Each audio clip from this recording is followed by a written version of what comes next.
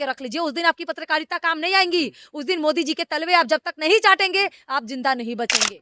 क्योंकि ममता बनर्जी को हरा पाना भाजपाइयों के लिए बहुत मुश्किल है कि एक बांग्लादेशी प्रधानमंत्री को रखा है उन्होंने अपने देश में छुपाकर। वो घुसपैठिया नहीं है क्या? पूरे बंगाल को हिला के रख देगा, पूरे बीजेपी को हिला के रख देगा वो पेन ड्राइव। ममता बनर्जी ने ईडी के साथ खेला कर दिया या ईडी ने ममता बनर्जी के साथ खेला कर दिया, ये चर्चाएं बहुत हो रही है, कैसे आप देखती है इसको? देखिए, ये सारे जो वहाँ पे बंगाल में चुनाव आने वाला है उसको लेकर मोदी जी की चाल है। मोदी जी की ईडी और सीबीआई कब एक्टिव होती है? जब जहाँ जहाँ चुनाव होता है वहाँ मोदी जी की ईडी और सीबीआई एक्टिव हो जाती है। जैसे ईडी और सीबीआई ने हर उस जगह का ठेका ले रखा है जहाँ मोदी की सरकार नहीं है, जहाँ मोदी से उल्टा पार्टी है, उसको हराने का ठेका किसके हाथों में? ईडी और सीबीआई के हाथों में। कितने भाजपाइयों के घरों पे आपने ईडी और सीबीआई के रेड पड़ते हुए देखा है? अभी तक आपने देखा? पत्रकार नहीं, बिल्कुल नहीं। हाँ, लेकिन सिर्फ उनके विपक्षियों के ऊपर ईडी और सीबीआई का रेड क्यों चलता है? ममता बनर्जी ने लग रहा है कि ईडी के साथ खेला कर दिया, क्या एफआईआर दर्ज कर दिया ईडी के? बिल्कुल करेंगी, बिना सबूत का, बिना किसी चीज का अचानक ईडी और सीबीआई का हर एक पार्टी के ऊपर, हर एक नेता के ऊपर जो टीएमसी से जुड़ा हुआ है उन सबके ऊपर ईडी और सीबीआई का रेड चालू हो गया। तो ममता बनर्जी केस तो करेगी ना, जवाब देगा ना ईडी और सीबीआई ने कि क्यों उनके पार्टी के मेंबरों के ऊपर या क्यों उनके नेताओं के ऊपर उन्होंने ईडी और सीबीआई की जांच बैठाई। अमित शाह के ऊपर ममता बनर्जी भारी पड़ रही है। बिल्कुल पड़ेंगी, ममता बनर्जी है भाई। ममता बनर्जी को नहीं जानते हैं? घसीट घसीट के पिछवाड़े पे लात मारती है भाजपाइयों के। भाई हम बिहारी होकर के कहते हैं ना कि हर महिला मुख्यमंत्री को ममता बनर्जी जैसा होना चाहिए।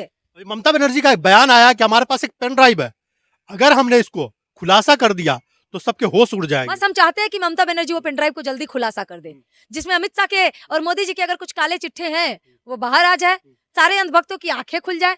ममता बनर्जी छुपा के क्यों रखी है उस चीज को? अभी तक तो दिखा देनी चाहिए। और अगर उन पे बात आएगी तो वो चुप भी नहीं बैठेगी। वो डरती नहीं है किसी से, वो ममता बनर्जी है, वो डराती है लोगों के। हर कहीं पे मोदी जी आसानी से सरकार बना लेते हैं, लेकिन बंगाल में काहे नहीं घुस पाते हैं बीजेपी? कभी सोचे हैं कि ममता बनर्जी के आगे भाजपा जाकर हार क्यों जाती है?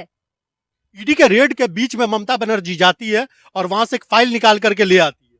जाएगी, फाइल पे थोड़ी ना रेड मार सकती है ईडी और सीबीआई। ईडी सीबीआई वहां पे ब्लैक मनी ढूंढने गई होगी या उनके खिलाफ कोई काले करतूतों के सबूत ढूंढने गई होगी, लेकिन वहां पे छुपा होगा मोदी जी अमित शाह के कुछ काले चिट्ठे जो उस फाइल में छुपे होंगे। ईडी सीबीआई को क्यों भेजा गया था? ताकि मोदी और अमित शाह के खिलाफ जितने भी ममता बनर्जी के पास सबूत है उस सबूत को हटा दिया जाए।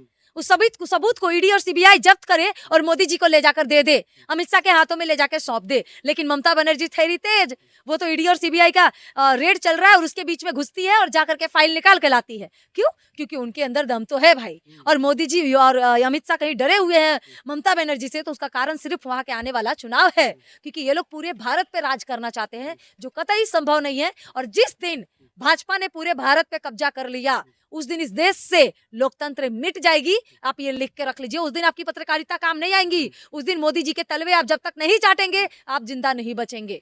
ममता बनर्जी ने एक बार बात कही है कि अगर टीएमसी में यानी टीएमसी के साथ छेड़छाड़ किया तो पूरे भारत में बीजेपी की नींव हिला देंगे। हिला देंगी, हम लोग सब ममता बनर्जी के साथ है। बीजेपी का नींव तो हम सबको ही हिलाना चाहते हैं। ये राहुल गांधी नहीं कर पा रहे, ममता बनर्जी बंगाल से बैठ के बोल रही है। जब ममता बनर्जी शुरू करेंगी तो हर कोई उनके साथ जाएगा। ऐसा तो है नहीं कि वो अकेले लड़ जाएंगी, उनके साथ और भी मुख्यमंत्री जुड़ेंगे। हो सकता है राहुल गांधी भी आ जाए, हो सकता है बिहार से उठकर तमाम हम जैसी बेटियां आ जाए, हो सकता है हर वो मुखर होकर बोलने वाली जिनको भाजपा में हो रहे अत्याचारों से दिक्कत है वो सारे ममता बनर्जी के साथ आ जाए। भाई 4 लोगों ने 10 लोग युद्ध शुरू करते हैं तो वो 4 लोग कब 40,000 लोग बन जाते हैं और प्रधानमंत्री को नेपाल छोड़ के भागना पड़ता है। तो क्या ममता बनर्जी अकेले शुरुआत करेंगी तो वो अकेले लड़ेंगी? बांग्लादेश में किस तरीके से वहां के प्रधानमंत्री को भागना पड़ा सिर्फ चंद युवाओं की लड़ाई की वजह से, आपने देखा। तो आप कैसे कह रहे हैं कि ममता बनर्जी हल्की है, बीजेपी का नींव नहीं हिला सकती है? जब युवा अपने पे आते हैं ना, जब महिलाएं अपने पे आती है ना, तो काली बनकर ना वो अवतार लेती है कि सामने वाला पे ऐसा वार करती है कि जिनके साथ पुस्तक याद रखते हैं। क्या ममता बनर्जी जब तक रहेगी बंगाल में बीजेपी वहां पे कुछ नहीं कर पाएगी? नहीं घुस पाएगी, बिल्कुल नहीं घुस पाएगी। रहा बात वोट चोरी, बैलेट पेपर, चुनाव आयोग, तो अभी चुनाव आयोग थोड़ा सा डरा हुआ है क्योंकि जिस तरीके से एसआईआर पे उठ रहे हैं सवाल और 33 से ज्यादा बीएलओ का आत्महत्या कर लेना, ये मजाक नहीं है जनाब। 33 से ज्यादा एसआईआर के मेंबरों ने आत्महत्या की है बिहार इलेक्शन के तुरंत बाद। आखिर ऐसा क्या था एसआईआर में, ऐसा क्या था उन बीएलओ के पास जिनको मजबूर कर दिया गया अपनी जान देने के लिए? तो कहीं ना कहीं ये वोट चोरी से रिलेटेड है। और अभी वोट चोरी में जिस तरीके से एसआईआर के मेंबर ने आत्महत्या की, थोड़ी सी तो भाजपा डरी है। अभी अगर वो चोरी करती है तो उनका राज खुल जाएगा। तो वहां पे बंगाल में अभी थोड़ा सा इनको सतर्क होकर चलना होगा। और भाजपा के अंदर बीजेपी की इतनी क्या कहते हैं, बंगाल के अंदर भाजपा की इतनी लोकप्रियता नहीं है कि वो जाकर वहां चुनाव जीत जाए, क्योंकि ममता बनर्जी का गढ़ है वो। बीजेपी का सबसे बड़ा नेता जो बंगाल का है, शुभेंदु अधिकारी, मिदनापुर एक जिला है बंगाल का, वहां पे उसके कार पे हमला हुआ। बीजेपी में लगातार हो रहा है। बीजेपी के नेताओं के द्वारा छोटी छोटी बच्चियों का यौन शोषण से वहां के लोग नहीं परेशान होंगे? किसी भी मंदिर में एक पुजारी आता है, छोटी सी बच्ची के साथ यौन शोषण करके चला जाता है, तो उस पुजारी को जहां देखेंगे हम लोग पिटवे ना करेंगे? तो जरूरी थोड़ी है कि ममता बनर्जी के पार्टी के लोगों ने उस बीजेपी नेता को मारा होगा। खुद पे हमला करवाइए और सिंपत्ति बटोर लीजिए, ऐसा बीजेपी वालों का आदत है। ममता बनर्जी ने अभी एक बात कही है हाल ही में, अभी हमें बंगाल जीतने दो, हम उसके बाद दिल्ली पर, यानी दिल्ली से भी बीजेपी को हटाएंगे। ये धमकी से क्या बीजेपी डरेगी?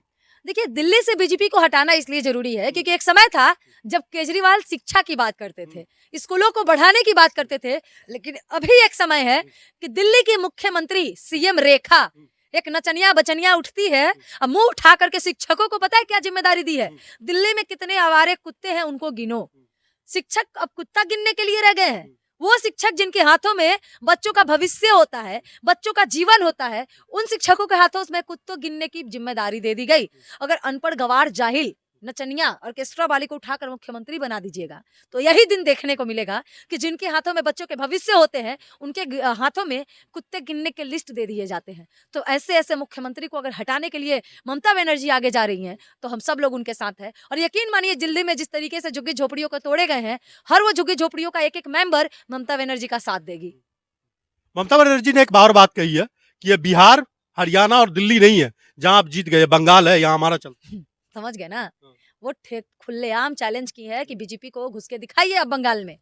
और बंगाल में जिस तरीके से बिहार चुनाव में विवाद किया गया, जैसे वो जीत गए और जीतने के बाद 33 वेलों ने आत्महत्या कर लिया, उसके बाद बात साफ है कि भाजपा ने चुनाव कैसे जीता, हमको बताने की जरूरत नहीं है। एसआईआर ने क्या घोटाला किया और चुनाव आयोग ने क्या घोटाला किया, ये बात आप भी जानते हैं। और हम भी अगर सच्चे पत्रकार होंगे तो शायद हम लोग को बोलने से पहले जनता जानती होगी कि कितने वोट चोरी हुए हैं और कितने क्या हुए हैं। अभी साहब बोलते हैं बंगाल का जो इलेक्शन है घुसपैठिया को भगाने का है, ममता बनर्जी ने बांग्लादेशियों घुसपैठियों के लिए रास्ता खोल रखा है। देखते हैं कैसे भगा देते हैं वो बांग्लादेशी घुसपैठी। प्रधानमंत्री ने उन बांग्लादेशी घुसपैठी को छुपा के रखा है ना जी। शेख हसीना मोदी जी और अमित शाह की क्या है, बीवी हैं कि बहन है कि एक बांग्लादेशी प्रधानमंत्री को रखा है उन्होंने अपने देश में छुपाकर? वो घुसपैठिया नहीं है क्या? उनको छुपा के रखा जिनके देश में फांसी की सजा दे दी गई, उस देशद्रोही को आपने छुपा के रखा। बंगाल के लिए तो क्या है वो, हमारे लिए तो कुछ नहीं है। बांग्लादेश के लिए क्या है शेख हसीना? तानाशाह प्रधानमंत्री, उसको मोदी जी ने छुपा रखा है। क्यों? हाल में क्या होने वाला, आपको क्या लगता है? क्या सच में टीएमसी आ रही है या बीजेपी इस बार बाजी मार जाएगी? फिर से टीएमसी आ रही है बंगाल में, आप देख लीजिएगा। क्योंकि ममता बनर्जी को हरा पाना भाजपाइयों के लिए बहुत मुश्किल है। क्योंकि जिस तरीके से चुनाव आयोग पे लगातार सवाल उठ रहे हैं, एसआईआर पे लगातार सवाल उठ रहे हैं, थोड़ा सा अभी चुनाव आयोग भी डरा हुआ है और एसआईआर भी। तो कहीं ना कहीं इन सारी चीजों से लेकर के अभी मोदी जी बंगाल में चोरी करने की कोशिश 1% भी करते हैं तो उनको मुंह के बल मार खाना होगा। और उनके लिए मोदी बंगाल चुनाव में इंटरफेयर नहीं करेगा और चुपचाप टीएमसी जीत जाएगी। कि इस बार ममता बनर्जी भी डरी हुई करेंगी? डरी हुई नहीं है वो। जो पेन ड्राइव की बात कर रही है, इस बार ममता बनर्जी बड़ा खेला करेंगे। चुनाव आने दीजिए ना, ममता बनर्जी का बम फूटने वाला है पूरे भाजपाइयों पे। राहुल गांधी ने चुनाव से पहले जिस तरीके से वोट चोरी का, किस तरीके से वोटरों का, फर्जी वोटरों का बम फोड़ा था ना, वैसा ही कुछ अभी ममता बनर्जी करने वाली है। बड़ा रखा है ममता बनर्जी, बिल्कुल बड़ा रखा है। वो सिर्फ पेन ड्राइव नहीं है।